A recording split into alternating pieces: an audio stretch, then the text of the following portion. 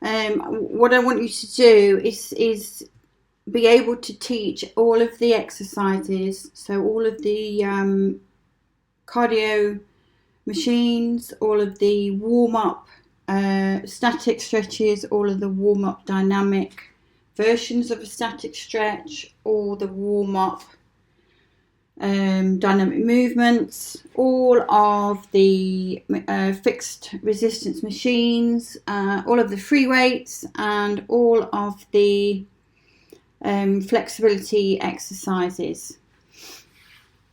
Using this process, and the process is to introduce the exercise, you demonstrate it, and then you teach it, and then you help the client to select the weight that they would then be using from that point on, that is the right resistance for them. So in this case, let's imagine that we're wanting the client to use a 60% weight. Ultimately, we will demonstrate to them with a weight that we know is a lot less than 60% for the client. So we're going to take a small weight. Here's your starting position. Now the starting position for a bicep curl is feet hip width apart, feet facing the same direction as your knees. Your knees are slightly bent, soft. Your hips are square forward, and your back, your low back is neutral, so your spine is in a neutral spine. So you will have to demonstrate that from the side at some point, and also view your client from the side at some point. So I'll talk you through that. Other teaching points are shoulders neutral, so relax down but not forward or back, just in a neutral central position. Elbows slightly bent on the starting position, weights held forward with a closed grip, so your thumb over the front of the dumbbell. Chin parallel to the floor and neutral spine. So that's your starting position. Your technique, your teaching points, is to raise the dumbbells by bending the elbow, and you raise the dumbbells to shoulder height. Now the end of the range of motion for that is when the weights come up to just in front of the shoulder, but not so far that the elbow starts to travel forward. So you're keeping the elbow still and tucked into the waist at all times. So that's your teaching point there. Your general teaching points for all resistance machines and free weights are: keep breathing at all times, do a slow and controlled movement throughout the range of motion, and again, always cue the range of motion, which is for us, is you start with the arm slightly bent, just straight arm down but slightly soft elbow, and you bend the elbow up till the weights come just in front of your shoulder, keeping your elbows still. So that's the sort of thing you need to know before you start, because you need to know what you're going to say. Now when we start to think about the weight that the client is going to use at the end of the teaching set, so we're now using a lightweight. At the end of the set, the client demonstrates to you, and you coach them through on the last couple of repetitions, and you want to get them to do the right number of repetitions. So if we're thinking of a 60% weight, then we're looking at somewhere between 12 and 15 repetitions. So let's say we do a set of 12. On the last couple, I'm going to say, can you now have a think about how heavy that weight feels? From 1 to 10, where 1 is really light and 10 is maximal. And they should be, they'd be quite good. They've done a whole set and they'll say, oh, well, whatever. So whatever they say, you'll know and be able to judge and give them an idea of what weight to lift for themselves next time. Okay, so you demonstrate first. So let's get this lady moving here. You demonstrate first the starting position. Okay, so I'm going to teach this now how I would teach it in reality.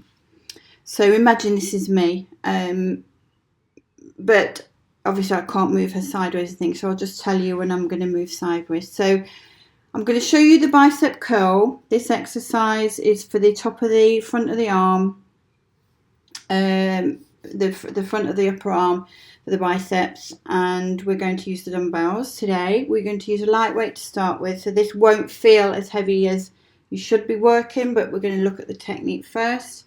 I'm going to face you first with my feet hip width apart, my knees slightly bent and my knees travelling and pointing in the same direction as my toes. Hips square, neutral spine, neutral shoulder, relaxed shoulder, slight bend in the elbow to start with. And I'm just going to turn to the side so you can see my back. My back is neutral. It's got a slight curve in it. Again, my knees are slightly bent and my chin is parallel with the floor. So we're going to start the exercise now.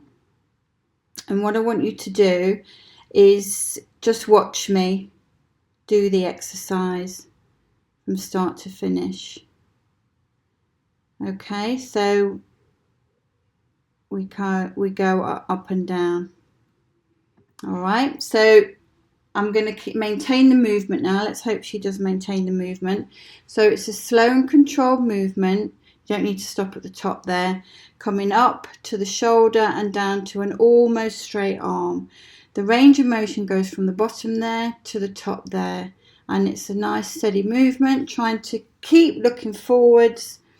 I don't know why she's moving around, but keep going. And then you perhaps would turn to the side. So I would say, I'm going to turn to the side now, and I want you to just see me continue this exercise so you can see my back. My back is neutral. I'm trying to stay upright and not lean forward and back. I'm trying to keep my elbows still and not have them move forward and back.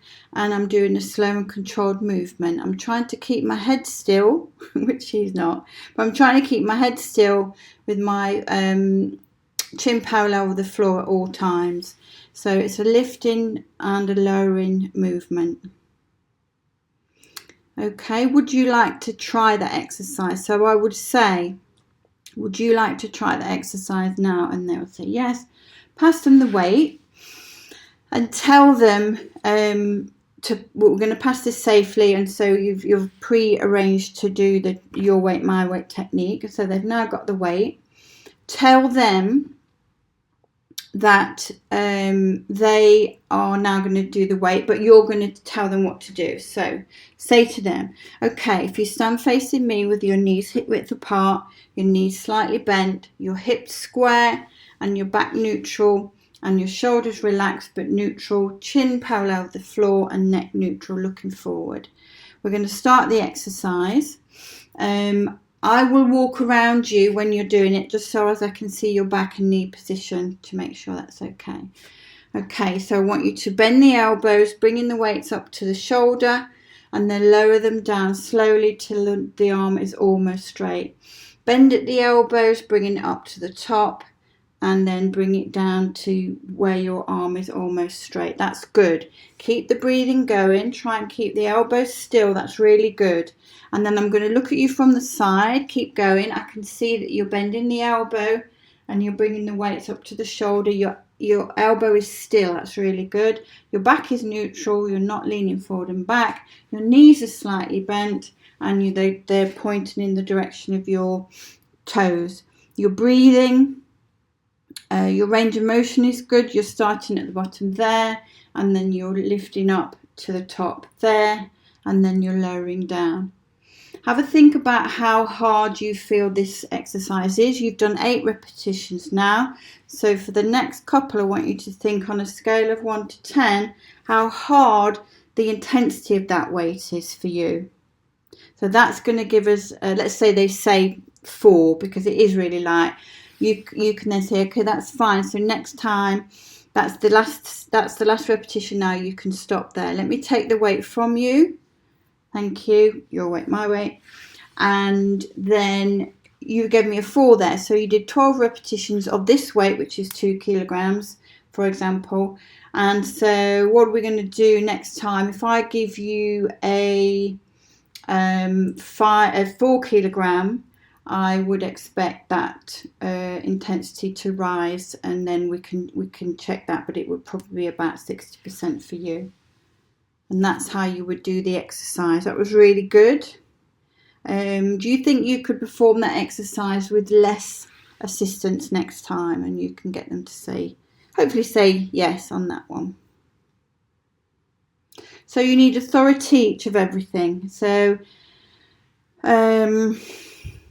you need to know all the teaching points, specific and general. You need to know where you're going to stand to demonstrate and where you need to move to observe your client. You need to always introduce it.